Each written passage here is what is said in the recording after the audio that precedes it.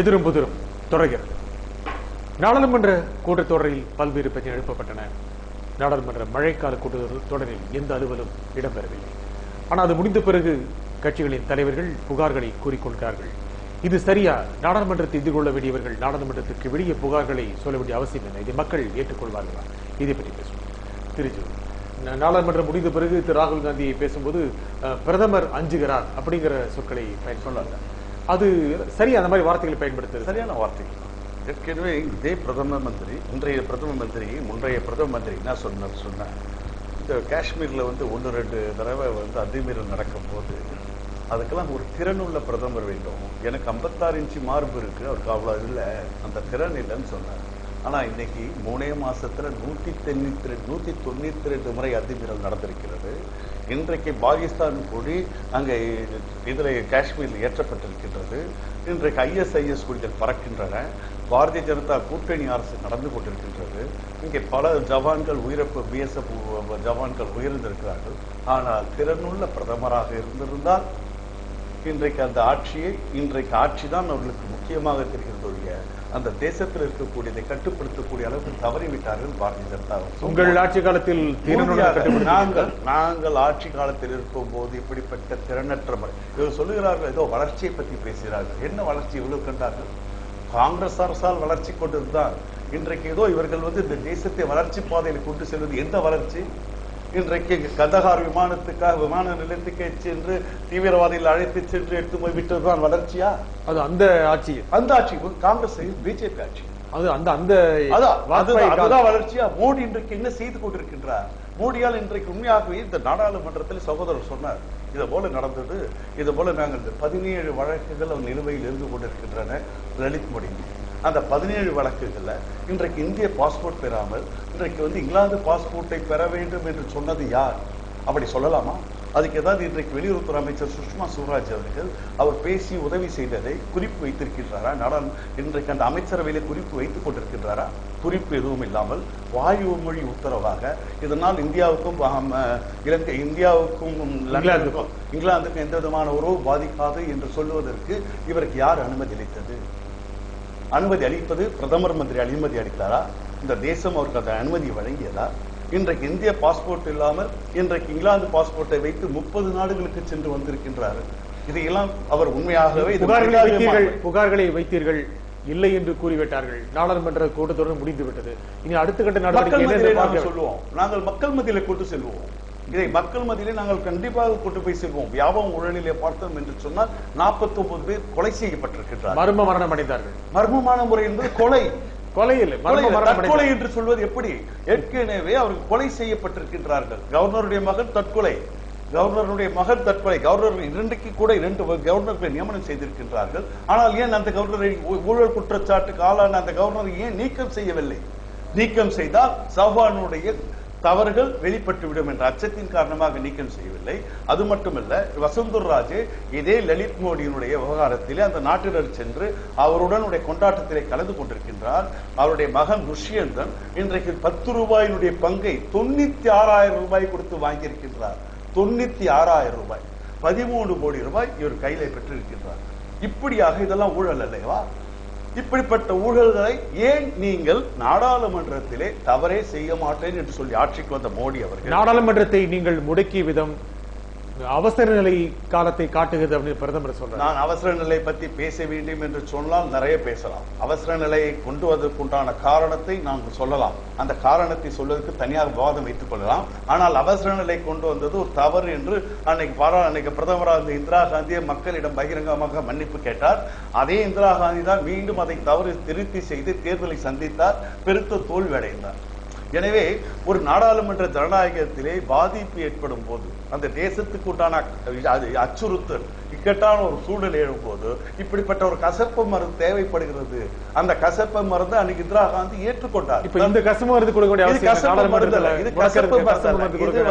மக்களிடம் காங்கிரஸ் மீது அபாண்டமான குற்றச்சாட்டுகளை சொல்லி, எங்கள் ஊழல் கட்சி என்று சொல்லி, நான் வளர்ச்சி பாதைக்கு அழைத்து செல்வேன் என்று சொன்ன மோடி அவர்கள் இன்றைக்கு உண்மையாகவே தானும் தவறு செய்ய மாட்டேன், தவறு செய்வதை அனுமதிக்க மாட்டேன் என்று சொல்பவர் இந்த நாடாளுமன்றம் உண்மையாக அவர் சொல்வது போல சகோதரர் சொல்லுகின்றார், இப்படிப்பட்ட நாங்கள் முயற்சி எடுத்தோம், இப்போது வந்தால் கைது செய்து விடுவோம் என்று சொல்லுகின்ற கைது செய்யக்கூடிய நிலைமைக்குள்ளாக்கப்பட்ட ஒருவருக்கு வெளியுறவுத்துறை அமைச்சர் எந்தவித குறிப்பும் இல்லாமல் அனுமதிக்கலாமா? நீங்கள் தான் கொடுக்கிறீங்க ரெட் அலர்ட். அப்படிப்பட்ட ஒருவருக்கு வெளியுறவுத்துறை அமைச்சர் எந்த விதமான அழைப்பும் இல்லாமல் யாருக்கும் தெரியாமல் ரகசியமாக பிரதம மந்திரிக்கு தெரிந்ததா தெரியவில்லையா, அங்க இருக்கக்கூடிய அமைச்சகத்துக்கு தெரிந்ததா இல்லையா, அந்த கடிதம் இருக்கின்றதா இல்லையா, நீங்கள் அனுப்பியதுக்கு கடிதம் இருக்கின்றதா இல்லையா, எதுவுமே இல்லாமல் வெளியுறவுத்துறை அமைச்சர் இப்படிப்பட்ட ஒரு நபருக்கு உதவி செய்யலாமா? செய்யலாம். சொல்லுங்கள் திரு ராமன். உதவியே இல்ல, உதவியே சொல்லல, ஒரு கேள்வியை கேட்கறாங்க. உதவி என்று எப்படி சொல்ல முடியும்? இது வந்து உதவி கிடையாது. நீங்க ஏதாவது பாஸ்போர்ட் கொடுங்க, ஏதாவது விசா கொடுங்க, பெர்மிஷன் கொடுங்க, இந்திய பாஸ்போர்ட் பெற்றாரா, இங்கிலாந்து பாஸ்போர்ட் பெற்றாரா, அந்த மாதிரி பரிந்துரை ஏதாவது சொன்னாங்க. இந்திய பாஸ்போர்ட் பெற்றாரா, அதாவது பயண அனுமதி. ஆமா, பயண அனுமதி. இது வந்து உதவி, பயண அனுமதி கொடுங்க அப்படின்னு கூட சுஷ்மா ஸ்வராஜ் சொன்னது அந்த மாதிரி சொல்லல. லலித் மோடி, நான் சோனியா காந்தி அம்மையாரையும் ராகுல் காந்தியையும் நான் பலமுறை சந்தித்திருக்கிறேன், சொல்லியிருக்காங்க. நாங்க எங்களுக்கு எங்க குடும்பமும் அவங்க குடும்பமும் பல வருடங்களாக உறவில் இருக்கின்றார்கள் அப்படின்னு சொல்லியிருக்காங்க. பயண அனுமதி கொடுத்தால் உங்கள் நாட்டினுடைய உறவு பாதிக்கப்படுமா? ஏனென்றால் ஒரு நிமிஷம், அதாவது இங்கிலாந்துக்கும் நமக்கும் பல வருடங்களாக, பல நூற்றாண்டுகளாக தொடர்பு இருக்கிறது. நாம வந்து அவர்களுக்கு அடிமைப்பட்டிருந்தோம். அதற்கு பின்னாலும் கூட காமன்வெல்த் நாட்டிலே அவர்கள் தலைவராக இருக்கின்றார்கள். அதன் மூலமாக பல ஆண்டுகளாக உறவுகள் இருக்கிறது.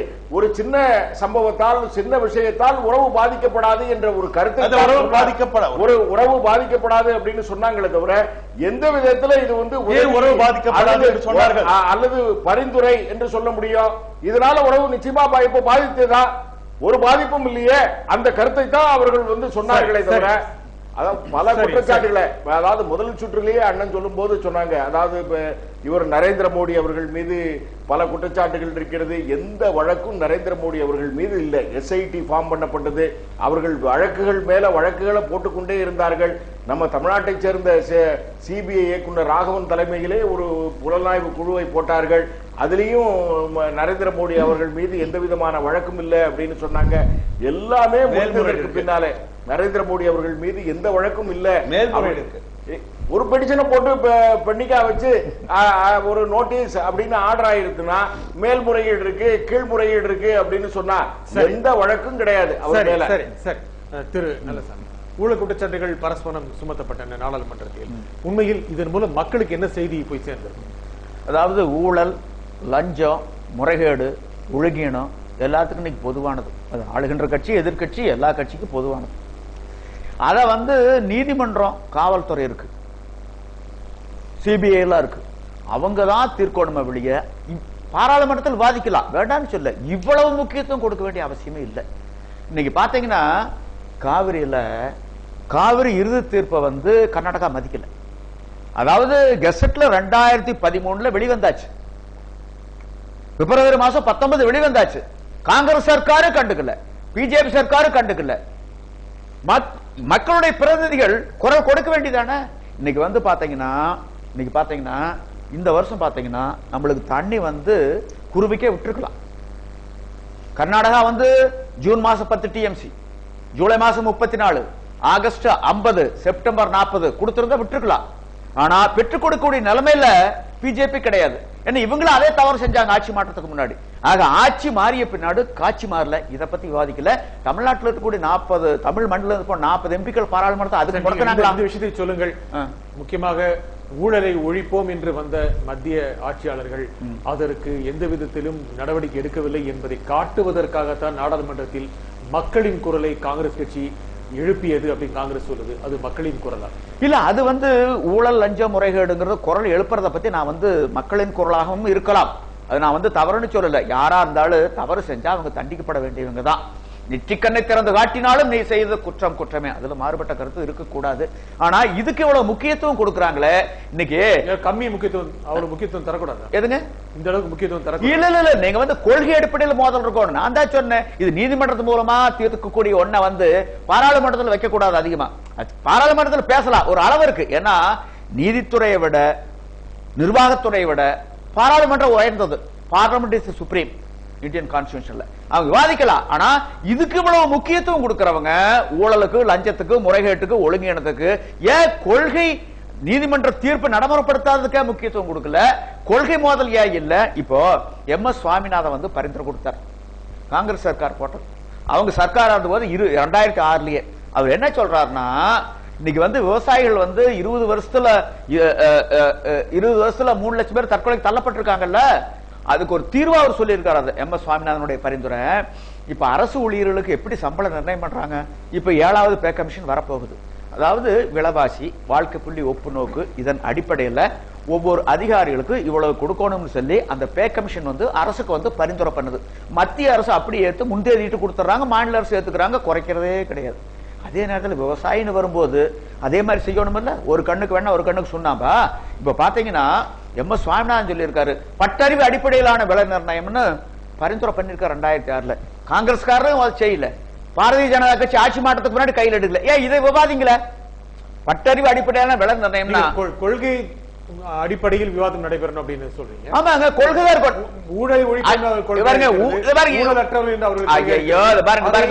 நாடாளுமன்றத்தில் வைத்து உரசிப்பார்கள் தவறு. தவறு நான் சொல்ல வரல, அதுக்கு ஒரு எல்லை இருக்குல்ல. என்ன எல்லை? ஏனுங்க ஊறுகாய் தேவைதான். ஊறுகாய உணவா சாப்பிட முடியுமா? இது ஊறுகாய், இது ஊறுகாய் தானுங்க. இதெல்லாம் வந்து ஊறுகாய். இதுல வந்து நீதிமன்றம் பார்க்க வேண்டிய வேலை.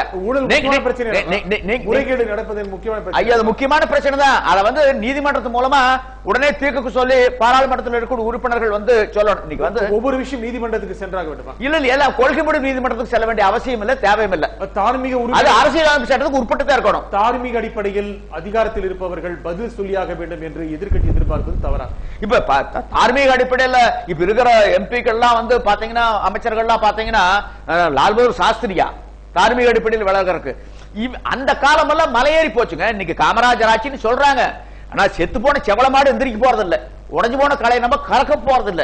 அது அவங்களுடைய சகாப்தம் முடிஞ்சது, எல்லாம் மண்ணுக்கு போயிட்டாங்க. நான் யோக்கியமா இருக்கிறோம்னு சொல்லுங்க, அது இல்ல. அதனால வந்து இன்னைக்கு இருக்கக்கூடிய ஒரு தூய்மை நிலைநாட்ட வேண்டும் என்று இரண்டு கட்சிகளும் நினைத்தால் என்ன? ரெண்டு பேரும் எப்படி நினைப்பாங்க? மக்களே நினைக்கிறது இல்ல. ஏன் மக்களை மக்கள் என்ன நினைக்கிறாங்க தெரியுங்களா? வாக்களிச்சவங்க என்ன நினைக்கிறாங்க தெரியுங்களா? தங்களுடைய MLA, MP, அமைச்சர் நல்ல பார்லமெண்டேரியனா இருக்கணும்னு எதிர்பார்ப்பு வந்து வாக்காளர் மத்தியில் இல்ல. அவங்க என்ன எதிர்பார்க்கிறாங்கன்னா, என் வீட்டுக்கு கல்யாணத்துக்கு வரணும், கடிச்சோத்து விருந்துக்கு வரணும், காதுகுத்துக்கு வரணும், இளவுக்கு வரணும், கருமாதிக்கு வரணும், இதைத்தான் எதிர்பார்க்கிறாங்க. பாராளுமன்றம் போறதை விட இதுக்கு போறது அவங்க முக்கியத்துவம் கொடுக்கறாங்க. நீங்க முகூர்த்த நாள்ல வந்து பாராளுமன்றம் நடந்ததுன்னா அங்க பாராளுமன்றத்துல விரல் எண்ணிடலாம். எல்லாம் பாத்தீங்கன்னா இந்த பிச்சைக்காரர் இருக்கான இல்லைங்க, அவன் தான் வந்து ஊட போவேன், அவனும் கூட நீங்க திருந்திட்டியா. இவங்க பூரா பாத்தீங்கன்னா அப்படியே இளவு இடைஞ்சல் கல்யாணம் காட்சி இதுக்குதான் சுத்துறாங்களா வெளியே. நல்ல ஒரு பார்லமெண்டேரியனா நான் பேர் எடுக்கணுங்கிற என்ன ஏதாச்சும் ஒரு எம்பிக்கு இருக்கா? சரி, மக்களுடைய பிரச்சனை பேசலாம்ங்கிற என்ன இருக்குதா? சரி திரு ராமநாதன், மக்களின் பிரச்சனைகளை நாடாளுமன்றத்தில் பேச வேண்டும். மக்களின் ஊழல் என்பது மக்களின் பிரச்சனை, அதை எழுப்ப காங்கிரஸ் நினைத்தது. கரெக்டா நல்லசாமி ஐயா தெளிவா சொன்னாங்க. இதை வந்து நீதிமன்றத்தின் மூலமாக தீர்த்து கொள்ளலாம். அது வந்து சரியா, ஏனென்றால் ஐயா வந்து சட்டமும் படித்தவர். நீதிமன்றத்தின் மூலமாக தீர்த்து கொள்ளலாம் என்பது காங்கிரசுக்கும் தெரியும். ஆனால் நீதிமன்றத்திற்கு போனால் தெளிவாக கேள்வி கேட்பார்கள். சுஷ்மா சுவராஜ் எந்த சட்டத்தின் கீழ் அவர் தவறு செய்திருக்கிறார் என்று ஒரு கேள்வியை கேட்டா யாரும் பதில் சொல்ல முடியாது காங்கிரஸ். ஆனால் பாராளுமன்றத்திலே அந்த கேள்வி முறைகளே கிடையாது. என்ன வேணாலும் பேசலாம், என்ன வேணாலும் பேச, கூச்சல் போடலாம், கூக்குரல் போடலாம், சபையை முடக்கலாம், எந்த சட்டத்தையுமே கொண்டு வராத அளவிற்கு அவர்கள் முடக்கலாம் என்பதால நீதிமன்றத்திற்கு போகாமல் பாராளுமன்றத்தை முடக்குகின்ற வேலையை காங்கிரஸ் அரசாங்கம், காங்கிரஸ் கட்சி தொடர்ந்து செய்து வருகிறது. பல்வேறு குற்றச்சாட்டுகளை சொல்றாங்க. ஏதோ நரேந்திர மோடி அவர்கள் மீது குற்றச்சாட்டு, எந்த விதமான குற்றச்சாட்டுகளும் எங்கேயும் இல்லை. இன்னும் சொல்ல போனா இவங்க அந்த வசந்தராஜ சிந்தியா அவர்கள் மீது ராஜஸ்தான் முதலமைச்சராக இருக்கின்ற அந்த அவர்களுடைய மகன் கம்பெனியுடைய பங்கை வந்து 96,000 ரூபாய்க்கு வாங்கினாங்கன்னு. அதாவது கம்பெனியினுடைய பங்கு 10 ரூபா அப்படின்னு சொன்னா அது வந்து ஃபேஸ் வேல்யூ தான். ஒரு பங்கை வந்து 96,000 ரூபாய்க்கு வாங்கல, பல ஆயிரம் பங்குகளை. இல்ல ஒரு பங்கு இல்ல, அது வந்து ஃபேஸ் வேல்யூ தான். அது வந்து ஃபேஸ் வேல்யூ. மார்க்கெட்ல போகும்போது முகமதிப்பு தான், அவ்வளவுதானே தவிர அது மார்க்கெட்ல முகமதிப்பு ஒரு 10 ரூபாய் இருந்து 96,000 கொடுத்து வாங்கினார்கள். இல்ல அதான் முகமதிப்பு அப்படின்னு சொன்னா இன்னைக்கு ரிலையன்ஸ் பங்கு எவ்வளவு இருக்கும்? இல்ல முகமதிப்பு 10 ரூபாய், ஆனா அது வாங்க கொடுக்கப்பட்ட விலை 96,000. ஆமா, அதுதான் அது வந்து ஃபேஸ் வேல்யூ வந்து பங்கே அவ்வளவு ரூபாய்க்கு வாங்கப்பட்டிருக்கிறது ஒரு பங்கு. இல்ல அதுதான் சொல்றேன், ஃபேஸ் வேல்யூ 10 ரூபாய் அப்படின்னு சொன்னா மார்க்கெட்டுக்கு போகும்போது அந்த மார்க்கெட்டினுடைய மதிப்பை பொறுத்து மார்க்கெட்டிலும் சந்தையிலும் அந்த அளவுக்கு மதிப்பு அந்த பங்குக்கு இருக்கவில்லை. இல்ல அப்படித்தான் எல்லாருக்குமே வித்திருக்காங்க, எல்லாருக்குமே வாங்க எல்லாருக்கும் விற்கவில்லை, எல்லாருக்குமே வித்திருக்காங்க. அதுதான் மார்க்கெட் வேல்யூ. எல்லாருக்கும் விற்கவில்லை. இன்னைக்கு இந்துஸ்தான் லிவருடைய பங்கு என்ன விலை? ஃபேஸ் வேல்யூ 10 ரூபாய் தான் இருக்கும், அதே விலை தான் மார்க்கெட்லயும். ஆனால் அந்த பங்கு சந்தையில் 96,000 ரூபாய்க்கு விற்கவில்லை. அது விவாதத்துக்கு உரியதுதான். அப்படி அந்த மதிப்பு அந்த விவாதத்தை தான் எதிர்கொள்ளுங்கள் என்று அவர் கூறுகிறார். தாராளமா எதிர்கொள்ளத்தான் செய்யறோம். அந்த மதிப்பு 96,000 ரூபாய் தான் அப்படின்னு நான் சொல்றேன். அது 96,000 ரூபாய் தான் நான் சொல்றேன். நான் வாங்க வேண்டும் என்று சொன்னால் இன்னைக்கு லலித் மோடி 96,000 ரூபாய் கொடுத்தா தான் நான் அதை கொடுப்பேன். அதுதான் மதிப்பு என்று நாங்கள் சொல்லுகிறோம். அதை இல்லை என்று மறுக்கட்டும், இல்லைன்னா நீதிமன்றத்திற்கு போகட்டும். இன்னும் சொல்ற வியாபத்துல ஊழல், அப்படி வியாபத்துல யாரு ஊழல், யாரு சம்பந்தப்பட்டிருக்கிறார்? அந்த காங்கிரஸ் கட்சியால் நியமிக்கப்பட்ட கவர்னர் ராம் நரேஷ் யாதவ் அவர்கள் தான் அந்த அந்த அந்த வியாபம் ஊழலிலேயே சம்பந்தப்பட்டு ஏன் அவரை வச்சிட்டு இருக்கீங்க? தொடர்ந்து அவர் ஏன் வச்சிட்டு இருக்கீங்க? பொதுவாகவே பாரதிய ஜனதா கட்சியை போல நாங்க காங்கிரஸ் அரசாங்கத்தை போல நாங்க வந்து கவர்னர்களை உடனடியாக எத்தனை பேரை மாத்தினீங்க? எத்தனை பேரை மாத்தினீங்க? டிரான்ஸ்பர் தான் பண்ணோம், நாங்க நீக்கம் செய்யவில்லை. எங்களுக்கு தொடர்ந்து அவர்களாகவே விலகி செல்வதற்கு எத்தனை பேருக்கு நிர்பந்தம் கொடுத்தீர்கள்? நிர்பந்தம் கிடையாது, ஷீலா தீட்சித் கொடுத்தீங்களா? அவர்களாகவே விலகி செல்லும்படி ஷீலா தீட்சித் நிர்பந்தம் கொடுத்தீங்க. எடியூரப்பா அவர்களுக்கு எவ்வளவு தொல்லைகளை கொடுத்துக் கொண்டிருந்தார். அவர் கூட அவர் பதவி காலம் முடிந்ததற்கு பின்னால்தான் விலகி சென்றார். சரி, இவரை கூட நாங்க வந்து விலக சொல்லல. இவரை வந்து நாங்க என்றால் அவருடைய பதவி காலம் இருக்கும் வரை அந்த கவர்னர் ஆட்டுக்கு தாடி எதற்கு, நாட்டுக்கு கவர்னர் எதற்கு என்று தமிழ்நாட்டிலே கேட்டார்கள். நாங்கள் கவர்னர் பதவி இருக்கின்ற வரை, அவர் பதவியில இருக்கின்ற வரை அதற்கு உண்டான கண்ணியம் காக்கப்பட வேண்டும் என்பதற்காக நாங்க பதவியில வச்சிருக்கோம். அவர்தான் 10வது குற்றவாளியாக சேர்க்கப்பட்டிருக்கிறார். இந்த வியாபம் முறைகேடு கவனத்திற்கு வந்தவுடனேயே அந்த மாநிலத்தினுடைய முதலமைச்சர் சிவராஜ் சிங் சௌஹான் அவர்கள் ஒரு சிறப்பு புலனாய்வு குழுவை அமைத்தார். 2000 பேர்களுக்கு மேல் வழக்கு போடப்பட்டிருக்கிறது, 700 பேர்களுக்கு மேல் கைது செய்யப்பட்டிருக்கிறார்கள். தொடர்ந்து விசாரணை நடக்கிறது. அந்த மாநிலத்தினுடைய உயர்நீதிமன்றத்திலே வழக்கு போட்டார்கள், சிபிஐ விசாரணை வேண்டும் என்று சொன்னார்கள். என்ன நடவடிக்கைகளை எடுத்திருக்கிறீர்கள் என்று கேட்டார்கள். அத்தனையும் கொண்டு போய் நீதிமன்றத்தில் காட்டினோம். அந்த வழக்கே தள்ளுபடி செய்யப்பட்டது. அதற்கு பின்னால் நாங்களே உத்தரவிட்டோம், சிபிஐ விசாரணை. அதனால வியாபம், இன்னும் ஒரே ஒரு நிமிஷம் சொல்லிடுறேன், வியாபம் ஊழலோ அல்லது ராஜஸ்தான் மாநிலத்தினுடைய முதலமைச்சர் பதவி விலக வேண்டும் என்று பாராளுமன்றத்திலே கேட்பது எந்த விதத்திலே நியாயம்? ஏதாவது அர்த்தம் இருக்கிறதா? அந்த ஊழலை பற்றி பேசலாம், முறைகேடுகளை பற்றி பேசலாம். ஆனால் மத்திய பிரதேச மாநிலத்தினுடைய முதலமைச்சரோ ராஜஸ்தான் மாநிலத்தினுடைய முதலமைச்சரோ பதவி விலக வேண்டும் என்று பாராளுமன்றத்திலே கேட்பது எந்த விதத்திலே நியாயம்? சரி, தொடர்ந்து உம்மன்சாண்டி பதவி விலக வேண்டும் என்று பாராளுமன்றத்திலே பேசலாமா? தொடர்ந்து பேசுவோம். நாடாளுமன்ற நேரம் வீணானது. மீண்டும் கூட நாடாளுமன்ற சிறப்பு கூட்டம் நடைபெறும் என்று எதிர்பார்க்கப்படுகிறது. இந்த தொடரில் 2 நாட்கள் 3 நாட்கள் நடைபெறவிருக்கும் நாடாளுமன்ற கூட்டங்களில் நிச்சயமாக சரக்கு மற்றும் சேவை வரி மசோதா தாக்கல் செய்யப்பட்டு நிறைவேற்றப்படும் என்று எதிர்பார்க்கப்படுகிறது. ஏன் அதுவும் செய்யப்பட வேண்டும்? இதை தொடர்ந்து பேசுவோம். பாருங்கள்.